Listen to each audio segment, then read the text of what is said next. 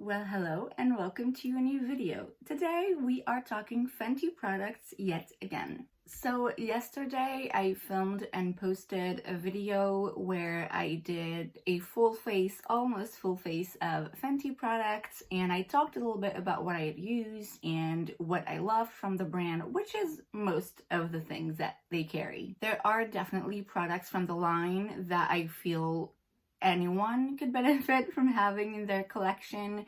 There's also quite a few products that I love that work great for me, but where I feel like it's not something I would recommend for just about anyone, mostly because of skin type differences.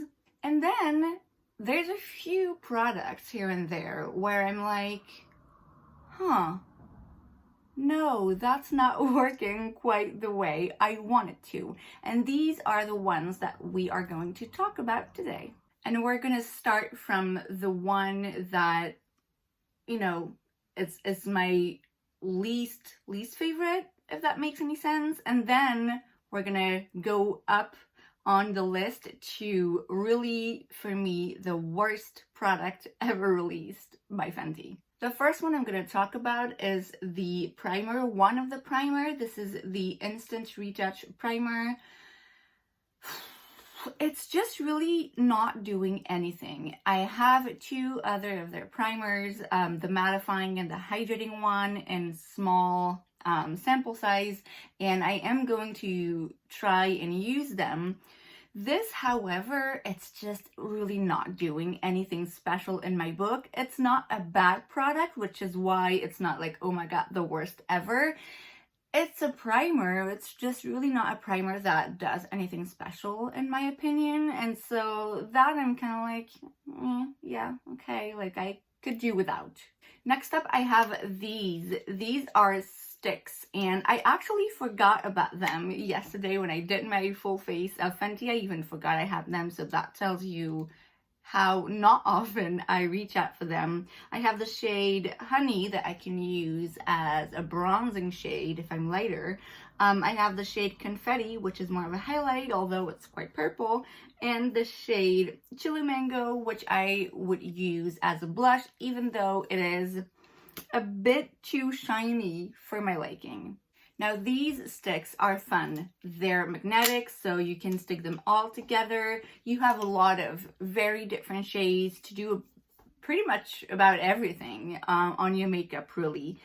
It's just not the best formula, in my opinion. I had always heard pretty bad reviews on these in particular, and then they went on sale, and I was like, okay, fine, I'm gonna try them, and it's not as bad as I thought it was gonna be. I can make them work, which is why I keep them, but it's just a bit of a hassle, and it's not my favorite formula, especially for a cream stick like this.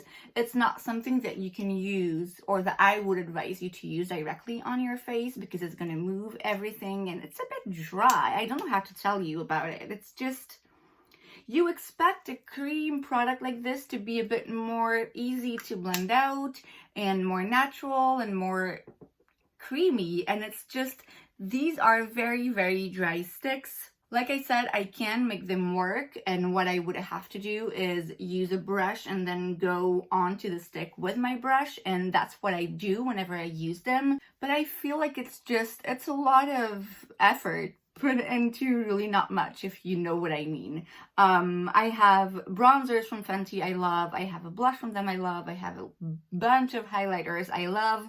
These, I'm not a huge fan of the shade selection, but that's on my part.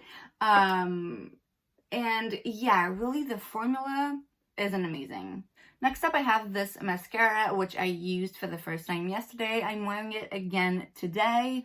It's just really not doing much. I feel like, first of all, the brush and the fact that you have two sides to it, it's just making it a little bit too complicated for me to use it. Now, if the result was, oh my god, amazing, then I can, I can get on board with that, but it's not even that great. So I feel like it's a product that's not the easiest to use. I kind of put it a bit everywhere, and it's just, yeah, the result really isn't amazing. It's not, oh my god, terrible awful mascara. It's probably around like, what, 20 bucks? And you can get such amazing mascaras for like a fraction of that price. And yeah, it's just one of these products where I feel like whoever you are, whatever kind of use you have for makeup, this is really just not doing much, or at least it's not doing enough for me, and I expected more from Fenty. Next up, I have this thing right here. This is the Body Lava in the shade Trophy Wife. I actually have it on right now. I'm still using this. I know what I'm saying. I don't like it right now. I'm still using it from time to time, but it's very, very rare.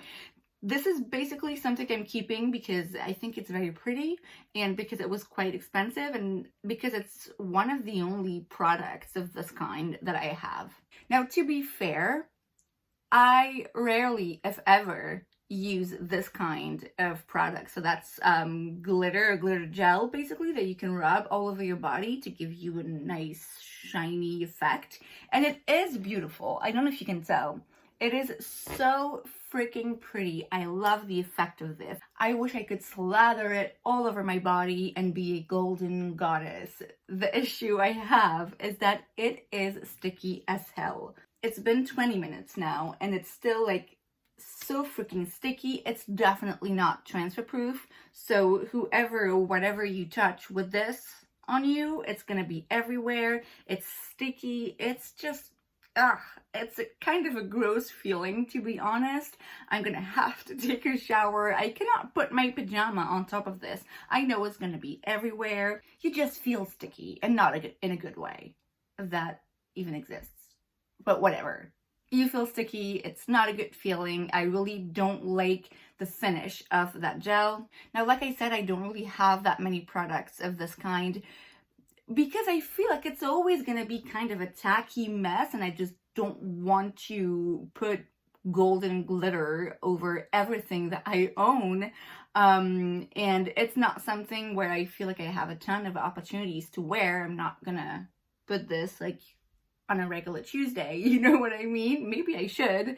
And so I don't know if maybe it's actually impossible to find a product of that kind that is not sticky, and maybe they actually did the best that they could. I hardly doubt that. I have read and seen reviews on this product. I know I'm not the only one to feel that way and to feel like it's just way, way too sticky, and it transfers way too easily as well. And the last product I'm going to talk about, definitely my least favorite product I tried from the brand, and this is the Hydrating Longwear Foundation. Thank God I didn't buy it. I would have been pissed. Fenty is one of these brands where I kind of almost blindly trust them to release good products, and so I will purchase a lot of what they release. This I didn't. I got this as a sample, and my God, I'm so glad, because I actually thought about buying this at one point when it was on sale. I'm so glad I didn't, because this is awful. This is really awful. Now, to be fair, I have a combo to oily skin, and this is a hydrating foundation. So it's not typically the kind of formulation I would go for, but it was just so oily and greasy and gross. It moved everywhere, and I'm sure there's people that like this product, but I have also seen and watched reviews from people with dry skin who supposedly would like this, saying pretty much the same thing, that it just doesn't stay in place. It moves everywhere. It's not actually very long wearing, and it's just, yeah, greasy, and again, a bit sticky, and it's just not a good product. Now, if you have dry skin, I know that their matte foundation is not going to work for you. You're probably not going to like this, and I understand that you would rather go for a hydrating foundation. If that is your case, go somewhere else. Like, this hydrating foundation to me is not worth it. It was, oh my God, awful. And that is it for this video. I hope you enjoyed it. If you did, make sure to give it a thumbs up. You can also subscribe to my channel because it's free, so why wouldn't you? And I will see you guys next time.